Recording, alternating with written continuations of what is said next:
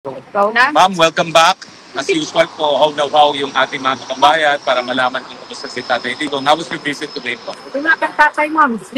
Unang tatay man, salamat na. Ay na, sa naman, maayos naman, marami kami na pag-usapan. Ah, maganda yung gupit niya ngayon, tsaka yung kulay ng buhok niya. Tapos, tanong siya kung may tao ba dito. Sabi ko, meron. Hindi nabawalan, ma'am. Sinabi ko nga, nandiyan si Attorney Hano. Tapos, yun, sige, siya tanong sa akin, kaya siya makauwi. Kaya, ano ko si Attorney Kaufman. tawagan siya. Yun ang tanong niya. Sa mga napag-usapan niyo po, what can you share? Yung mga hindi naman private matters. Meron ba ho on anything on politics? Wala naman. Kinuwento ko lang yung anong, di ba yung witness na ex-queen. Oo. Kinuwento ko yun. Yung tanim testigo po yan? Ano, yung tapos, Si Pastor Kibuloy po, wala siyang nasabi dahil natin yung bail ni Pastor Kibuloy. hindi ko na-venture kasi. Pero yun naman siya Hindi rin niya kasi nalaman na na-cancel yung na hindi nag-grant ng bail. Hindi siya nag-grant ng bail. ano naman siya, kaya lang, yun na nga, tanong mo parati, ano ba daw, ano daw sabi niya, di daw niya nakikita yung lawyer niya. Sabi niya. So, Hindi ka na. So, Kalisod ka. ano to na, pero dati, iba ano nila dati ko pag binibilihan ko sa vending machine, pwede dalahin sa yun, Ngayon, hindi na pwede. Bawal. Hindi. bumili ako ng 2 chips sa vending machine, saka bagay, pangalawa niya ito, tira niya to. Yun, tapos, yun ang tinatanong niya kung diyan ba siya mamamatay. Oo. Ay, naman. Sabi ko, may awa. Ma'am, reaction lang po yung pagpapayat to ni Tatay Digong. Totoo, payat talaga siya. Ngayon, napansin ko. Noon pa yun, di ba, yung last time ko nandun. Kasi, remember ko ng Thursday ako pumunta. Tapos, punta ko ng Tuesday. Pansin ko talaga po kaya. So, lalo pa pong pumayat or the same lang? Payat pa. Yung buto niya dito, lumalim. Lumalim ang buto. Pero yung pagpayat niya, ma'am, hindi naman nagsasag yung face. Or, Wala. Ano Okay. talaga, maliit talaga yung face niya na, di ba? Hindi na talaga hindi naman siya cheeky na. Wala. Hindi yan totoo Dito sa niya. Facebook. Dito niya, malalim. Dito, kita yung niya, buto niya. Yun, tapos, yun, tanong niya, kailan daw, kailan daw siya. Si Kitty po, when is she visiting the father? Pag-aabot siya, mga next month po. Tapos, po. Kasi kanina, tumawag, nag-call ang papa niya.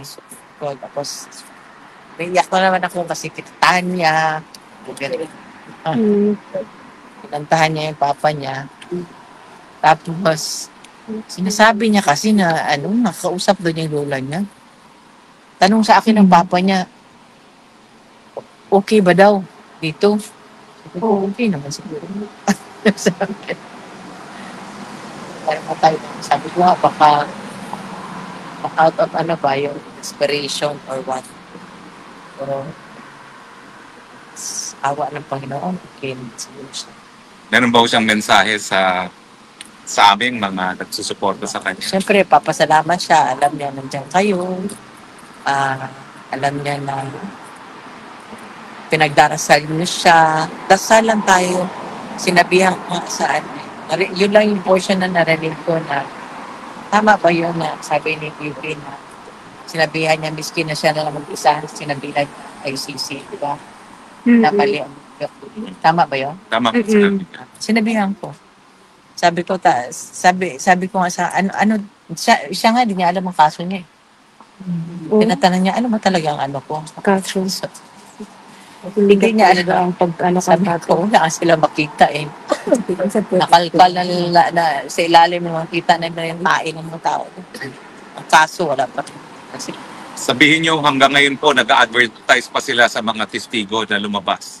At Ayan, sa pilitan na talagang kinokoer sa mga pulis na magtestigo, wala namang bumibigay. sinabihan ako na, sinabihan ako nung, may ano kasi dyan eh, may tao dyan na, team dyan na, nagsabi lang ako ng news. Di ba, tama ba yung news? Na yung, na ano na ba yun? Kay yung nag-squill na witness. Mhm. Tama, di ba? Oo. Sinabi niya meron siyang kasama na Yes. Yes. Nagsabi lang ako yun. Sabi ko sa English, sabi ko, sinabi ko lang, kinwento ko lang balita. Hindi yan regarding sa kaso, balita yung kinikwento ko. Mm-mm. Ganun yung kung ano lang yung balita doon na ganun yung Hindi ko nga alam kung sino yun. Hindi na ako nakikinig kasi ng news eh. Yun. Dasal na lang talaga na hiling ko sa inyo na sana filtan na nandito kayo. Dasal, wala tatapos at isa. Mag-try niyo sa kumbana dito na. Ano ho, yung nagkupit at nagkulay ng buhok dyan na sa ICC. Ano? Yung nagkulay at Oo, nagkupit. Yung kulay ng buhok niya na ngayon, yung parang brown. Hindi na yung dark na black, brown na. Sabi ko nga sa kanya, gusto mo. Tapos yung parang gano'n na, sino bang buhok? Parang ganyan, no? Parang gano'n, parang gano'n. Napay. Parang gano'n. Hindi yung, di ba, sabi ko nga sa kanya, yung buhok yung dati, ayaw ko yung gupit eh. Minsan, ano yung gupit eh. Pero, sabi ko sa kanya, gusto ko yung gupit. Yun, tapos minamasahay ko yung paa niya. Chinecheck ko kasi yung toes niya. Ay, mga ganyan. Tapos, may nakita ako kasi na parang mark na pula na line sa ano niya ba, sa talampakan niya. So, inano ko gano'n kasi ano yan eh, pag diabetic, ikaw, ayaw ko magdaan. So, minasahan, inano ko gano'n. Sabi ko, palitan ko kaya kasi ako pabibili ng ano niya. Yan last. Hugs ba yan? Hugs. Hugs. Yung Hugs. GGG. Yung Uggs na gano'n, na slip-on, na close doon sa gustuhan niya. Oo, ano niya. Sabi ko, palitan ko na to. Sabi ko nga sa kanya, palitan kita ng mga bagong mga Hanggang ngayon kasi, hindi nila ako binibigyan ng bagong measurement niya, pati weight niya eh. Tagal ko nang inano yan. Kasi ayaw ko yung matapakan niya, lawlaw na minsan, hawakan doon niya yung pantalon niya. Diba? So, matapakan niya. Ano pa? Nagtusa pa. Gusto ko actually palitan lahat ng kaya yung reason why gusto ko liitin yung public measurement sa pero yun lang kasi Ma'am,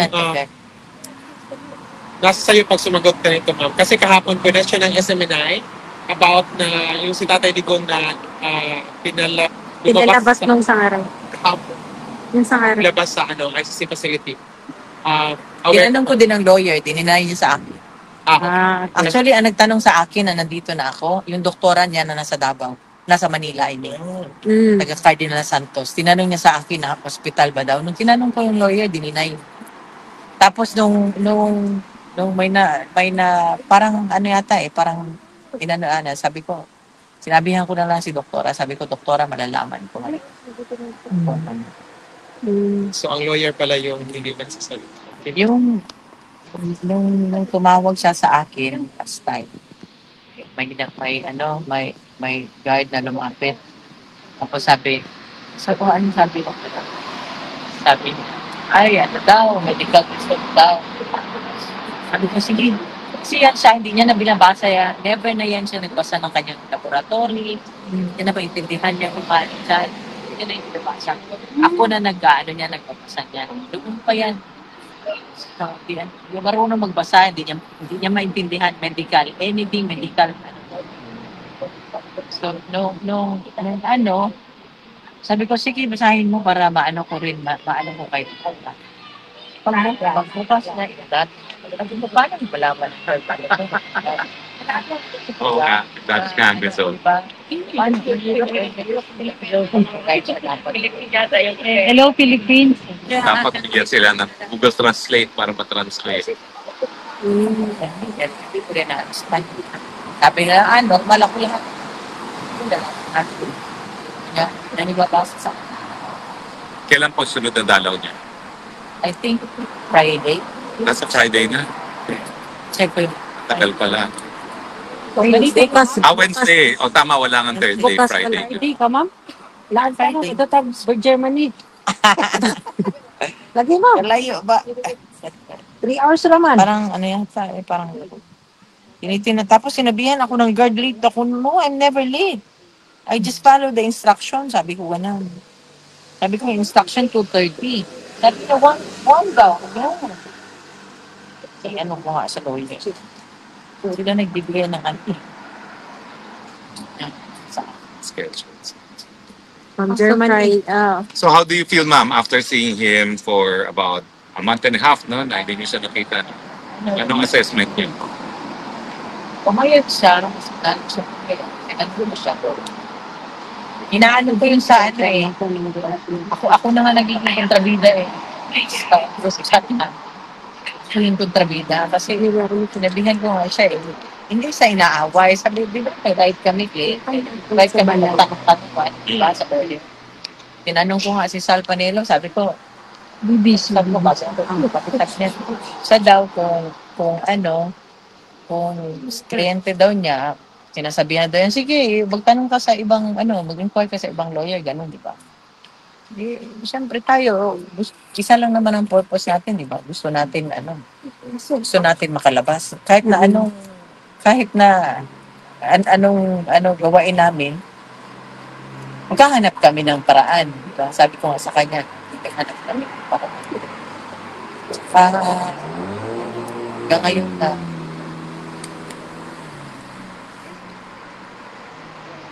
ngayon, bewildered ka, di ba? Kasi wala namang task sa Pilipinas. Tsaka working naman ang justice system natin. Di ba? Yes, patay na lahat yun sa sa Supreme Court, di ba? Buhay naman sila lahat, nakaitim sila, di ba? Yun ang ko. Wala naman ni isa, wala naman ni-receive yan na kaso sa Pilipinas. May functioning pa na sa Pilipinas.